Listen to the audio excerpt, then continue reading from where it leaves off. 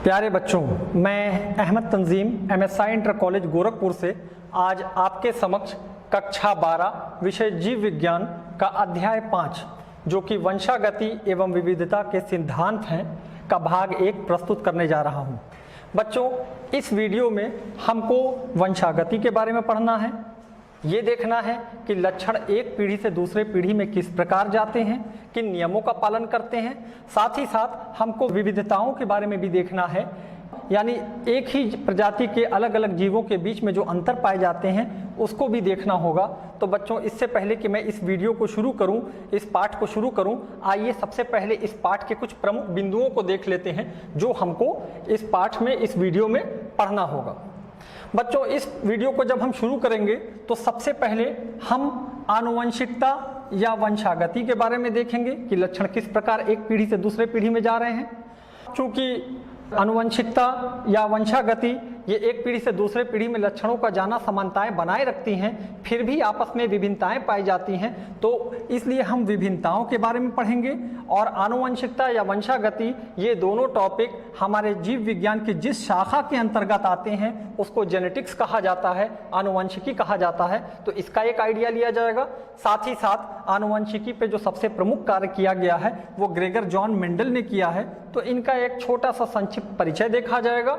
और मेंडल ने अपने प्रयोग के लिए जिस पौधे का चुनाव किया, उस पौधे को इन्होंने क्यों चुना, इसके बारे में देखा जाएगा। और मेंडल ने जिन नियमों का प्रतिपादन किया है उन नियमों को देखा जाएगा। ये 3 नियम हैं जो यहाँ लिखे हैं: लॉ ऑफ डोमिनेंस, प्रभाविता का नियम, पृथक्करण का नियम, लॉ ऑफ सेग्रीगेशन, और स्वतंत्र अपयूहन का नियम, लॉ ऑफ इंडिपेंडेंट असॉर्टमेंट।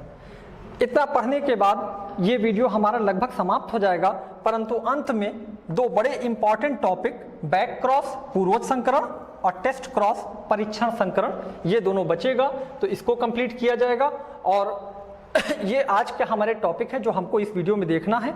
तो आइए बच्चों, आज हम सबसे पहले अपना पहला टॉपिक स्टार्ट करते हैं जिसको आनुवंशिकता या वंशागति कहा जाता है। वंशागति, लक्षणों का एक पीढ़ी से दूसरे पीढ़ी में जाना। बच्चों, आपने अपने चारों तरफ देखा होगा कि शेर का बच्चा हमेशा शेर की तरह होता है, हाथी का बच्चा हाथी की तरह होता है। ऐसा क्यों है? ऐसा इसलिए है क्योंकि माँ बाप से लक्षण बच्चों में जा रहे हैं, और माँ बाप से लक्षणों का बच्चों में जाना वंशागति कहलाता है, आनुवंशिकता कहलाता है। और जो लक्षण माँ बाप से बच्चों में जाते हैं उनको आनुवंशिक लक्षण या विशेषक कहा जाता है, जेनेटिक ट्रेट्स कहा जाता है। ये वंशागति पीढ़ियों के बीच में समानताएं बनाए रहती हैं, इसीलिए मनुष्य के बच्चे मनुष्य जैसे ही होते हैं। परंतु उसके बाद भी अगर आप अपने परिवार में देखिएगा तो आपको अपने परिवार में माँ बाप, भाई बहन, अपने रिश्तेदारों के बीच में आपस में अंतर दिखाई देगा, जिससे हम उनको पहचान सकते हैं। इन अंतरों को विभिन्नताएं कहा जाता है। आइए एक नज़र विभिन्नताओं पर भी डाल लेते हैं। विभिन्नता किसे कहते हैं? एक ही जाति के 2 जीव कभी भी समान नहीं होते, उनमें कुछ ना कुछ अंतर अवश्य पाया जाता है, और यही अंतर विभिन्नता कहलाता है। विभिन्नताएं हम अपने जीवन काल में अर्जित करते हैं, और ये विभिन्नताएं लैंगिक जनन, प्राकृतिक वर्ण, उत्परिवर्तन आदि के द्वारा हमारे जीवन में आती हैं, पीढ़ी दर पीढ़ी जमा होती रहती हैं और हमारे बीच में अंतर को बढ़ाती चली जाती हैं। और एक समय ऐसा आता है जब नई पीढ़ी का विकास होता है। इसीलिए कहा जाता है विभिन्नताएं जैव विकास के लिए कच्चा माल हैं। और ये विभिन्नताएं जो हम अपने जीवन काल में अर्जित करते हैं, ये विभिन्नताएं 2 प्रकार की होती हैं। एक वो विभिन्नताएं जो हम अगली पीढ़ी में ट्रांसफर करते हैं, स्थानांतरित करते हैं, और एक वो विभिन्नताएं जो अगली पीढ़ी में ट्रांसफर नहीं होती हैं और हमारे जीवन काल में हमारे साथ ही समाप्त हो जाती हैं। तो इस प्रकार विभिन्नताएं 2 प्रकार की हैं। एक सोमैटिक वेरिएशन या कायिक विभिन्नता, ये वो विभिन्नताएं हैं जो हमारे साथ ही समाप्त हो जाएंगी, ये अगली पीढ़ी में नहीं जाएंगी। दूसरी विभिन्नता जिसको जननिक विभिन्नता कहा जाएगा, जर्मिनल वेरिएशन कहा जाएगा, ये विभिन्नताएं अगली पीढ़ी में जाती हैं। तो बच्चों, यहाँ तक आते आते हमने 2 टॉपिक देखा। एक हमने देखा वंशागति और दूसरा देखा विभिन्नता। चूंकि जीव विज्ञान की जिस शाखा के अंतर्गत ये दोनों टॉपिक पढ़े जाते हैं उस शाखा को जेनेटिक्स कहा जाता है, या आनुवंशिकी कहा जाता है, या आनुवंशिक विज्ञान कहा जाता है। तो अगर आपसे कोई पूछे जेनेटिक्स क्या है, आनुवंशिकी क्या है, तो आप बता सकते हैं कि लक्षणों का एक पीढ़ी से दूसरे पीढ़ी में जाना तथा आपस में जो हमारे विभिन्नताएं हैं इनकी जो पढ़ाई है उसको जेनेटिक्स या आनुवंशिकी कहा जाता है। जीव विज्ञान की वह शाखा जिसके अंतर्गत जीवों में आनुवंशिक लक्षणों की वंशागति तथा जनक एवं संतति में पाए जाने वाली विभिन्नताओं एवं समानताओं का अध्ययन करते हैं उसे आनुवंशिकी कहा जाता है।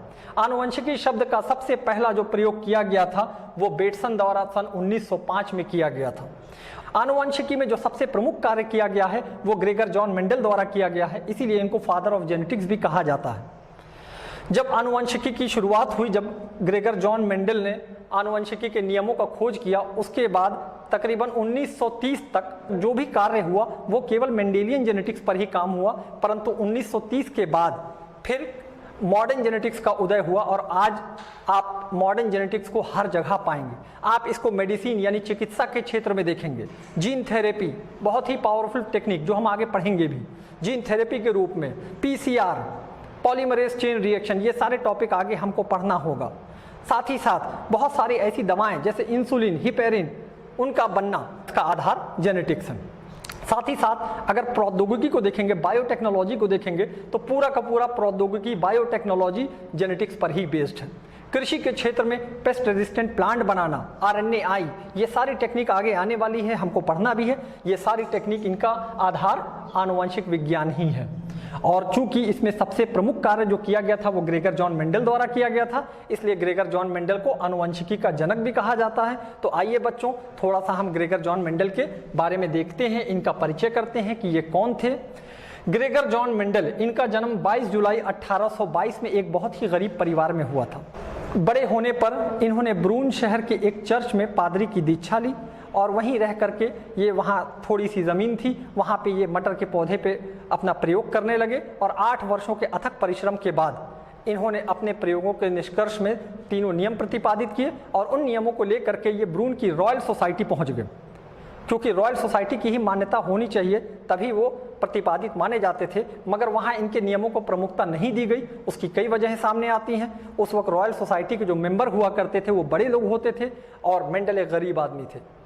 उस वक्त चूंकि डार्विनवाद यानी नेचुरल सिलेक्शन का बोलबाला था, इसलिए भी साइंटिस्टों ने इनको ध्यान नहीं दिया। साथ ही साथ जो उस समय जो मेंडल ने अपने प्रयोग किए थे उसमें इन्होंने सांख्यिकी का उपयोग किया था, वो भी उस वक्त के वैज्ञानिकों के समझ से परे था।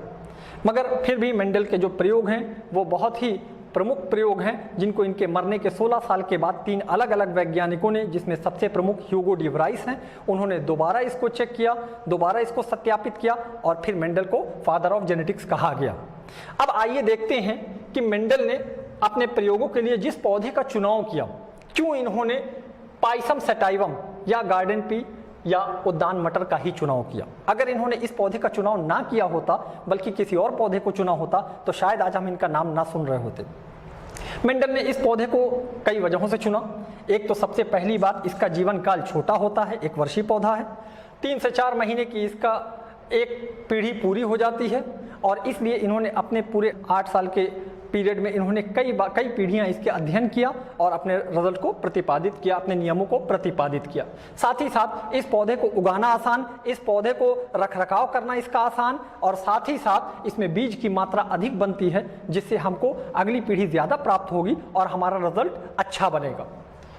इस पौधे में कई लक्षण विपरीत हैं लेकिन वो बिल्कुल स्पष्ट हैं। जैसे अगर पौधा बौना है तो बिल्कुल साफ पता चलेगा कि बौना है और लंबा है तो लंबा है, हम उन दोनों में अंतर ढूंढ सकते हैं, दोनों को अलग कर सकते हैं। अगर उसका बीज गोल है और दूसरे का बीज खुरदुरा है तो उसको अलग किया जा सकता है। इनके विपरीत लक्षण बिल्कुल स्पष्ट है। साथ ही साथ ये एक उभयलिंगी पौधा है। उभयलिंगी होने की वजह से इसमें नर और मादा जननांग एक ही में पाए जाते हैं और ये अपनी शुद्धता बनाए रखता है क्योंकि इसके अंदर केवल आत्म परागण ही होगा, सेल्फ पॉलिनेशन ही पाया जाएगा। साथ ही साथ इसमें अगर हम कृत्रिम परागण कराते हैं, आर्टिफिशियल पॉलिनेशन कराते हैं तो भी ये जनन कर सकता है, ये जननक्षम है। तो इस वजह से मेंडल ने अपने इस पौधे को चुना और इस पौधे में इन्होंने 7 लक्षणों को चुना। वो कौन कौन से लक्षण हैं? तने की ऊंचाई, फूल का रंग, फूल की स्थिति, फली का आकार, फली का रंग, बीज का आकार और बीज का रंग। जब इन्होंने इन पौधों को बोया और इसमें से किसी एक लक्षण को देखा, जैसे उदाहरण के लिए तने की ऊंचाई, बहुत सारे पौधों को इन्होंने बो दिया और बोने के बाद इन्होंने केवल ऊंचाई देखा तो इनको 2 प्रकार के पौधे मिले, या तो पौधा लंबा था या तो पौधा बौना था। इसी प्रकार जब इन्होंने फूल का रंग देखा तो फूल के रंग में बहुत सारे पौधों में इनको या तो बैंगनी मिला या तो सफेद मिला। इसका मतलब हर लक्षण के लिए दो विपर्यासी विशेषक होते हैं, दो कॉन्ट्रास्टिंग कैरेक्टर होते हैं। यहाँ पे चित्र में आपको सातों लक्षण के विपर्यासी विशेषक दिखाए गए हैं। जो सातों लक्षण हैं सबके दो दो विपर्यासी विशेषक यहाँ मौजूद हैं। तो मेंडल ने अपने प्रयोग इन लक्षणों के ऊपर किए और अपने नियमों का प्रतिपादन किया। इन्होंने जिन नियमों का प्रतिपादन किया वो 3 नियम हैं, जिसमें प्रभाविता का नियम, लॉ ऑफ डोमिनेंस, पृथक्करण का नियम जिसको लॉ ऑफ सेग्रीगेशन भी कहा जाता है, और स्वतंत्र अपयूहन का नियम या लॉ ऑफ इंडिपेंडेंट असॉर्टमेंट। हम अपनी आसानी के लिए इन नियमों को 2 भाग में बांटेंगे, एक जीन की वंशागति तथा जो 2 जीन की वंशागति। तो बच्चों आइए सबसे पहले ये जानते हैं कि एक जीन की वंशागति किसे कहते हैं। बात करते हैं एक जीन की वंशागति को। जब मेंडल ने अपने प्रयोग किए तो इन्होंने केवल एक लक्षण को ही देखा।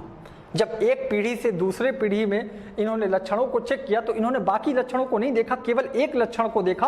और चूंकि इन्होंने केवल एक जीन की ही, एक लक्षण की ही वंशागति का अध्ययन किया तो ऐसे क्रॉस को एक संकर संकरण या मोनोहाइब्रिड क्रॉस कहा जाता है। एक जोड़ी विपरीत लक्षणों वाले नर व मादा में संकरण को एक संकर संकरण कहते हैं। और जब कभी ऐसी वंशागति कराई जाएगी जिसमें एक ही लक्षण का अध्ययन किया जाएगा तो ऐसे अध्ययन को एक जीन की वंशागति कहा जाता है। उदाहरण के तौर पे अगर मान लीजिए हमने लक्षण ले लिया तने की लंबाई, तने की लंबाई में बहुत सारे पौधों को बोया तो हमको 2 तरह का पौधा मिला, लंबा और बौना। ये विपर्यासी लक्षण हो गए।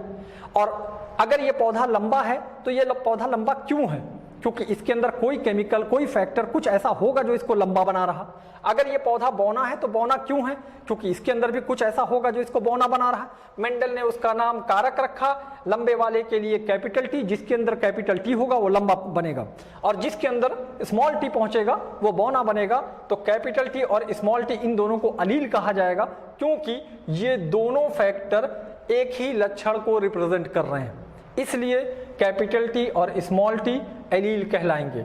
एलील किसे कहते हैं? एलील या एलिलोमॉर्फ, जोड़ों में स्थित 2 विरोधी या विपरीत लक्षण। देखिए दोनों जोड़ों में है मगर विरोधी हैं, विपरीत हैं, इनको एलिलोमॉर्फ कहा जाएगा या एलील कहा जाएगा। उदाहरण के लिए कैपिटल टी स्मॉल टी या कैपिटल वाई स्मॉल वाई, जो अभी हम आगे देखेंगे। तो आइए बच्चों इनके प्रयोग को देखते हैं, परंतु इनके प्रयोग पे जाने से पहले कुछ और शब्दावलियां आने वाली हैं, उन शब्दावलियों को देख लेते हैं, क्योंकि बिना उन शब्दावलियों के हम इनके प्रयोगों को समझ नहीं पाएंगे। सबसे पहले बात करते हैं समयुग्मजी, होमोजाइगस। अभी हमने देखा कि लंबाई के लिए 2 अलील थे, capital T small T. Capital T लंबा बना रहा था, स्मॉल टी बौना बना रहा था। चूंकि मेंडल ने जिस पौधे को चुना वो डिप्लॉयड पौधा है और उसके अंदर जीन जोड़ों में रहते हैं, इसीलिए अलील को 2 बार लिखा जा रहा है। अगर दोनों अलील, किसी पौधे में दोनों अलील एक जैसे हैं, जैसे कैपिटल टी या स्मॉल टी, अगर दोनों अलील एक जैसे हैं तो इस कंडीशन को कहा जाएगा होमोजाइगस या समयुग्मजी। लेकिन अगर दोनों अलील अलग अलग हैं, एक कैपिटल टी दूसरा स्मॉल टी, तो इस कंडीशन को कहा जाएगा विषमयुग्मजी या हेटेरोजाइगस। साथ ही साथ जब इन्होंने 2 विपरीत लक्षणों वाले पौधे लिए और उनके बीच में निषेचन कराया, तो निषेचन कराने पे जो F1 पीढ़ी में जो पौधा बना उसको संकर कहा जाएगा, और इस प्रोसेस को, इस प्रक्रिया को संकरण कहा जाएगा। और जो संकर होगा उसमें दोनों विपरीत लक्षणों वाले अलील एक साथ आ जाएंगे। साथ ही साथ बच्चों इसके बाद फिनोटाइप और जीनोटाइप 2 और इंपॉर्टेंट शब्दावलियां हैं। फिनोटाइप यानी अगर फिजिकल अपीयरेंस, अगर हम बाहर से पौधे को देख रहे हैं तो देख रहे हैं पौधा लंबा है या बौना है, परंतु अंदर से जीन क्या है ये हमको नहीं मालूम। इस कंडीशन को कहा जाता है फिनोटाइप, यानी बाहरी स्वरूप, पौधे का बाहरी स्वरूप कैसा है। लेकिन जब हम उसकी जीनी संरचना को देखेंगे, उसके जीन्स को देखेंगे, तो इसको कहा जाता है जीनोटाइप। तो फिनोटाइप और जीनोटाइप, किसी जीव के बाह्य लक्षणों को फिनोटाइप तथा जीनी संरचना को जीनोटाइप कहा जाता है। तो ये शब्दावलियां हमारे सामने आने वाली हैं। आइए बच्चों अब मेंडल का हम प्रयोग देखते हैं कि मेंडल ने क्या किया और किस प्रकार इन्होंने प्रयोग किया। सबसे पहले मेंडल ने एक शुद्ध लंबा पौधा लिया। शुद्ध लंबा यानी जो कई जनरेशन से, कई पीढ़ियों से लंबा था। इसका मतलब जो इसके अंदर अलील होगा वो कैपिटल टी होगा और 2 बार लिखा जाएगा क्योंकि ये डिप्लॉयड है। तो कैपिटल टी अलील। दूसरी तरफ इन्होंने पूर्वज में शुद्ध बौना पौधा लिया, ये भी शुद्ध है क्योंकि कई पीढ़ियों से शुद्ध है, और इसके अंदर जो अलील है वो स्मॉल टी है क्योंकि हमको मालूम है कि स्मॉल टी पौधे को बौना बनाता है। जब युग्मक बनने का समय आया, जब युग्मक बनने का समय आया उस समय शुद्ध लंबे पौधे से कैपिटल टी युग्मक बना जो केवल एक ही प्रकार का था क्योंकि इसके अंदर दोनों अलील जो मौजूद हैं वो कैपिटल टी वाले हैं। दूसरी तरफ जब शुद्ध बौने पौधे से युग्मक बना तो इसमें स्मॉल टी वाला युग्मक बना, और जब इसमें संकरण कराया गया तो कैपिटल टी और स्मॉल टी एक साथ आ गए। कैपिटल टी पौधे को लंबा बना रहा है, स्मॉल टी पौधे को बौना बना रहा है। तो अपने दिमाग से सोचे तो ये पौधे को बीच का होना चाहिए, परंतु ऐसा नहीं हुआ। ये पौधा लंबा था परंतु ये संकर कहलाएगा क्योंकि दोनों अलील अलग अलग तरह के हैं। यहाँ पर मेंडल का पहला नियम का प्रतिपादन होता है जो अभी आगे हम देखेंगे। साथ ही साथ जब इसमें युग्मक बनने का समय आया तो इसमें दो प्रकार के युग्मक बने, एक कैपिटल टी वाला और एक स्मॉल टी वाला। दो प्रकार के युग्मक बन गए, और दो प्रकार के युग्मक इसलिए बने क्योंकि ये संकर था और इसके अंदर दोनों अलील मौजूद थे। पुनेट स्क्वायर के माध्यम से जब इसके स्वपरागण को अगली पीढ़ी को दिखाया गया तो ये जो आपको बॉक्स दिखाई दे रहा है इसको पुनेट स्क्वायर कहा जाता है। पुनेट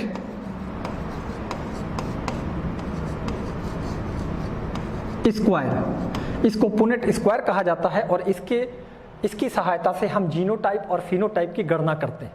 तो यहाँ पर हमने दोनों अलील ले लिए और यहाँ पर भी वही अलील ले लिए क्योंकि ये एक स्वपरागण हो रहा है, इसी की जैसी जीनी संरचना वाले पौधे से या स्वयं से इसको क्रॉस कराया जा रहा है।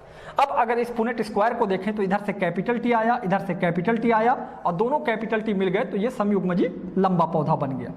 साथ ही साथ इस इधर वाला देखें तो इधर से कैपिटल टी ऊपर से स्मॉल टी दोनों मिलकर के एक साथ आ गए तो ये संकर लंबा यानी विषमयुगी लंबा बन गया। इसी प्रकार तीसरा वाला भी विषमयुगी लंबा, परंतु चौथा वाला समयुगी बौना पौधा बन गया। ये समयुगी क्योंकि इसके अंदर दोनों अलील एक जैसे। अब अगर इससे हम इसकी जीनोटाइप और फिनोटाइप की गणना करते हैं तो फिनोटाइप अनुपात यानी दिखने में कैसा है, लंबा है कि बौना है, तो हमको तीन लंबे दिखाई दिए, 1 2 3। जीन कैसी है उससे मतलब नहीं है, केवल इनके ऊपर से कैसे दिखाई दे रहे हैं, बाह्य स्वरूप कैसा है। तो तीन लंबे पौधे मिले और एक बौना मिला, इसको कहते हैं फिनोटाइप अनुपात, फिनोटाइपिक रेशियो। साथ ही साथ अगर इसके जीन को देखा जाए तो कैपिटल टी वाला 1, कैपिटल टी स्मॉल टी यानी संकर वाला 2, और स्मॉल टी वाला 1। तो ये इसका जीनोटाइपिक अनुपात है। तो मेंडल ने अपने दो नियमों का प्रतिपादन इसी एक जीन की वंशागति पर किया है। तो आइए इनके नियम को समझने के लिए हम इसको केवल एक पीढ़ी तक देखते हैं। जो इन्होंने प्रयोग किया इसको एक पीढ़ी तक देखा जाए। अब चूंकि मैं प्रयोग बता चुका हूं इसलिए मैं दोबारा इस प्रयोग को आपको नहीं बताऊंगा।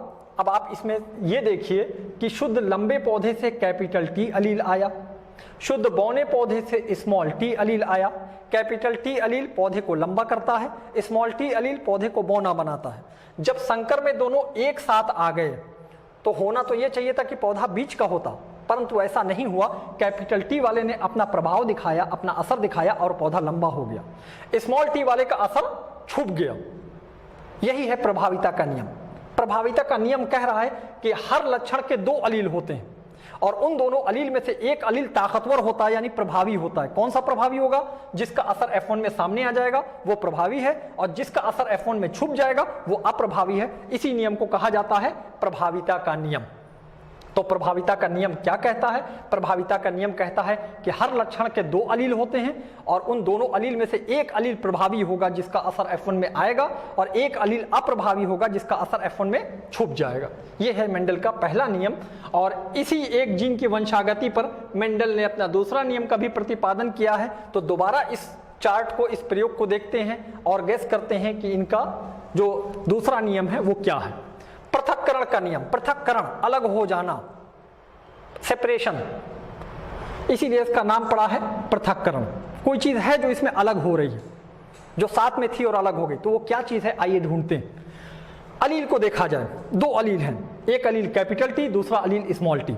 दोनों अलील अलग अलग पौधे से आ रहे हैं, एक शुद्ध लंबे पौधे से, एक शुद्ध बौने पौधे से। हो सकता है एक पौधा यहां का हो, दूसरा पौधा 100 किलोमीटर दूर का हो, लेकिन दोनों पौधों से अलील आए और आने के बाद संकरण के बाद ये संकर लंबे में एक साथ आ गए। कहां पे आ गए?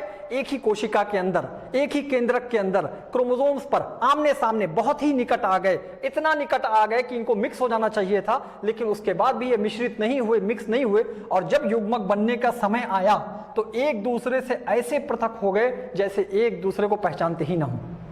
इस अलील के पृथक होने को कहा जाता है पृथक्करण का नियम। चूंकि यहाँ पे जो अलील अलग हो रहे हैं और गैमीट शुद्ध हैं, इसलिए इसको गैमीट की युग्मक की शुद्धता का नियम भी कहा जाता है। तो आइए पृथक्करण के नियम को देखते हैं। पृथक्करण का नियम क्या कहता है?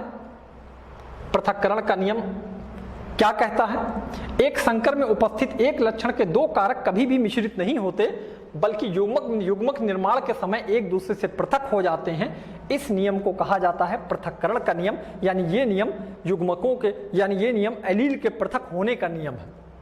इसी नियम को पृथक्करण का नियम कहते हैं। बच्चों, मुझे उम्मीद है आपको यह समझ में आया होगा। अब आइए हम दो जीन की वंशागति देखते हैं। क्योंकि मेंडल ने अपने कुछ प्रयोग दो जीन की वंशागति यानी दो लक्षणों के साथ भी किए हैं। जैसे आपको यहाँ दिखाया गया है दो लक्षण। अभी तक केवल एक लक्षण हमने देखा था, परंतु अब यहाँ हम दो लक्षण को देखेंगे और देखेंगे कि क्या दो लक्षण एक साथ जब एक पीढ़ी से दूसरे पीढ़ी में जाते हैं तो क्या ये एक दूसरे पर प्रभाव डालते हैं। तो ऐसी वंशागति जिसमें दो जीनों का अध्ययन किया जाएगा, ऐसी वंशागति को द्विसंकर संकरण या डाई हाइब्रिड क्रॉस कहा जाएगा। डाई हाइब्रिड क्रॉस दो जोड़ी विपरीत लक्षणों वाले नर व मादा में संकरण को द्विसंकर संकरण या डाई हाइब्रिड क्रॉस कहते हैं। और इसमें उदाहरण के लिए एक बीज का रंग एक लक्षण, बीज का आकार दूसरा लक्षण। हर लक्षण के दो विपर्यासी विशेषक हैं, कॉन्ट्रास्टिंग कैरेक्टर हैं। बीज के रंग का पीला और हरा। पीला प्रभावी है, हरा अप्रभावी है। पीले के लिए एलील कैपिटल वाई, हरे के लिए एलील स्मॉल वाई। इसी प्रकार बीज का आकार दो विपर्यासी विशेषक गोल और झुर्रीदार। गोल प्रभावी, झुर्रीदार अप्रभावी। गोल के लिए एलील कैपिटल आर, झुर्रीदार के लिए स्मॉल आर। अब इन्होंने अपने उसी प्रयोग को जो हमने अभी पढ़ा है उसी प्रयोग को दोहराया, परंतु उसको अब दो जीन की वंशागति के रूप में इन्होंने देखा। तो आइए इनके दो जीन की वंशागति को समझते हैं। इन्होंने शुद्ध पीला गोल बीज लिया, शुद्ध जो कई पीढ़ियों से शुद्ध था। पीला एक लक्षण, गोल दूसरा लक्षण। पीले के लिए कैपिटल वाई, गोल के लिए कैपिटल आर। इसी प्रकार इन्होंने शुद्ध हरा झुर्रीदार लिया, हरे के लिए स्मॉल वाई और झुर्रीदार के लिए स्मॉल आर। जब युग्मक बना तो कैपिटल वाई में से एक युग्मक इधर आया और स्मॉल कैपिटल आर में से दूसरा एलील युग्मक के अंदर आ गया। साथ ही साथ जब हरा झुर्रीदार में युग्मक बना, स्मॉल वाई में से एक और स्मॉल आर में से एक एलील युग्मक में आ गया। और F1 पीढ़ी में संकर के अंदर जो इसका जीनोटाइप आया वो capital Y small Y, capital R small R आ गया। और जब इसमें युग्मक बने तो जो एलील युग्मकों में गए वो capital Y small Y capital r और स्मॉल वाई स्मॉल आर, जो भी पॉसिबल जीनोटाइप बन सकते थे युग्मक के अंदर वो बनाए गए। और पुनेट स्क्वायर के माध्यम से जब इनको स्टडी किया गया, जब इनको पढ़ा गया पुनेट स्क्वायर के माध्यम से जब इनके स्व का परागण को पढ़ा गया, तो स्व परागण का मतलब क्योंकि जो युग्मक यहाँ बने हैं वही युग्मक यहाँ भी होंगे। और पुनेट स्क्वायर के माध्यम से ठीक उसी प्रकार जैसे पहले वाला देखा गया है, उसी प्रकार जब इसको स्टडी किया गया तो इसमें गोल पीला 9 मिला, गोल हरा 3, झुर्रीदार पीला 3, झुर्रीदार हरा 1। तो सवाल ये है कि ये इनका नियम क्या कहता है, दो जीन की वंशागति का लॉ ऑफ इंडिपेंडेंट असॉर्टमेंट ये क्या कह रहा है। ये नियम, इस नियम को समझने के लिए आप ये देखिए कि पीला और गोल दो अलग अलग लक्षण हैं मगर एक साथ है। हरा और झुर्रीदार अलग अलग लक्षण हैं एक साथ है। कहां पर हैं? एक ही कोशिका के अंदर है, केंद्रक के अंदर है, हो सकता है चिपक गए हों। अगली पीढ़ी में पीला और गोल एक साथ है, पता नहीं चला कि चिपके हैं कि नहीं चिपके हैं, क्योंकि पीला गोल यहां पे भी एक साथ था, यहां पे भी एक साथ था।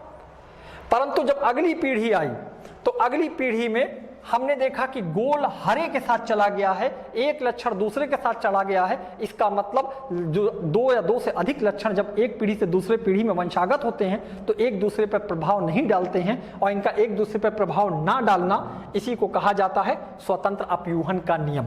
तो आइए देखते हैं स्वतंत्र अपयूहन का नियम क्या कह रहा है। जब दो जोड़ी तुलनात्मक लक्षणों के शुद्ध पौधों के बीच संकरण कराया जाता है तो इन लक्षणों का पृथक्करण स्वतंत्र रूप से होता है, अर्थात एक दूसरे पे ये प्रभाव नहीं डालते हैं, बिल्कुल प्रभावित नहीं करते हैं। इस नियम को स्वतंत्र अपयूहन का नियम कहा जाता है। तो बच्चों यहां तक आते आते हमारा ये टॉपिक लगभग कंप्लीट हुआ। दो इंपॉर्टेंट टॉपिक और बचे हैं, आइए शॉर्ट में उसको भी देख लिया जाए, बैक क्रॉस और टेस्ट क्रॉस। बच्चों जो हमने मेंडल का प्रयोग देखा उसको एक पीढ़ी तक अगर देखते हैं तो एक पीढ़ी में संकर लंबा बन रहा है। अगर इस संकर पौधे को किसी भी पूर्वज से, चाहे प्रभावी से चाहे अप्रभावी से, किसी से भी अगर क्रॉस कराया जाए, संकरण कराया जाए, तो ऐसे क्रॉस को बैक क्रॉस या पूर्वज संकरण कहते हैं।